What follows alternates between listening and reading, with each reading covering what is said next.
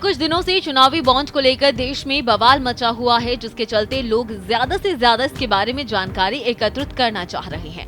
इसी बीच electoral bond से जुड़ी जानकारियों को चुनाव आयोग यानी ईसीआई की वेबसाइट पर पब्लिश कर दिया गया है।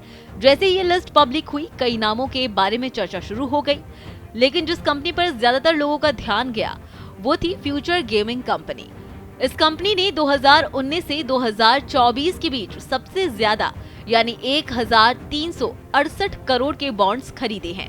लेकिन अब सवाल ये है कि इस कंपनी को चलाता कौन है। जवाब में एक नाम सामने आया, सेंटियागो मार्टिन।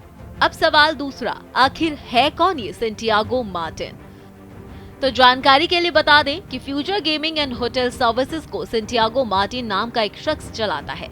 मार्टिन को लॉटरी किंग के नाम से जाना जाता है। इस शख्स का नाम फ्यूचर गेमिंग कंपनी से कैसे जुड़ा?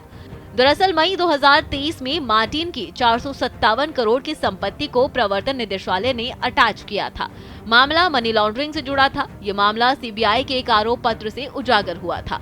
इस आरोप पत्र के मुताबिक Santiago Martin future gaming solutions India private limited नाम की कंपनी चलाता है। आरोप पत्र में लिखा था कि वर्तमान में इस कंपनी का नाम है future gaming and hotel services private limited और पहले इस कंपनी का नाम था मार्टिन लॉटरी एजेंसीज लिमिटेड। यहाँ इतना तो पता चल गया कि ये कंपनी सेंटियागो मार्टिन ही चलाता है। जानकारी के लिए बता दें कि सेंटियागो मार्टिन के चैरिटेबल ट्रस्ट की वेबसाइट में जो जानकारी दी गई है, उसके अनुसार मार्टिन ने अपना करियर म्यांमार के यांगून में एक मजदूर के रूप में शुरू किया था। साल 1988 में वो भारत लौटे और तमिलनाडु में लॉटरी का बिजनेस चालू किया। उन्होंने बाद में पूर्वोत्तर के साथ साथ कर्नाटक और केरल में कारोबार का विस्तार किया। इसके बाद उन्होंने भूटान और नेपाल में कारोबार को फैलाया। बाद में उन्होंने दूसरे कारोबार में किस्मत आजमाई। वे कंस्ट्रक्शन, रियल एस्टेट, टेक्सटाइल और हॉस्पिटैलिटी का कारोबार भी करने लगे। वो all India federation of lottery trade and allied industries के अध्यक्ष भी हैं। अब बात करते हैं कि आखिर भारत के राजनीतिक दलों को बॉन्ड्स के जरिए सबसे ज्यादा चंदा देने वाली कंपनी के मालिक पर हेरफेर का आरोप कैसे लगा है। बता दें कि ईडी के अनुसार लॉटरी किंग पर लॉटरी रेगुलेशन एक्ट 1998 के उल्लंघन का आरोप था।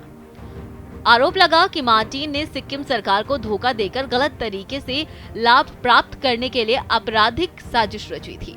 इसके बाद कोयम्बटूर और चेन्नई में उसके परिवार के सदस्यों और कंपनी के ठिकानों पर छापा मारा गया।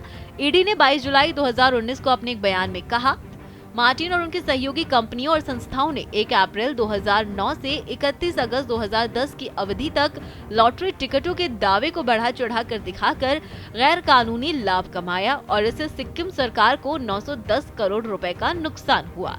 बता दें कि इस केस की जांच 2019 में शुरू हो गई थी। जुलाई 2019 में कंपनी के 250 करोड़ की संपत्ति को अटैच किया गया। 2 अप्रैल 2022 को भी 409.92 करोड़ की संपत्ति को इस केस से अटैच किया गया। फिर 15 मई 2023 को ईडी ने मार्टिन की कंपनी की 457 करोड़ की अचल संपत्ति को फ्रीज कर दिया था।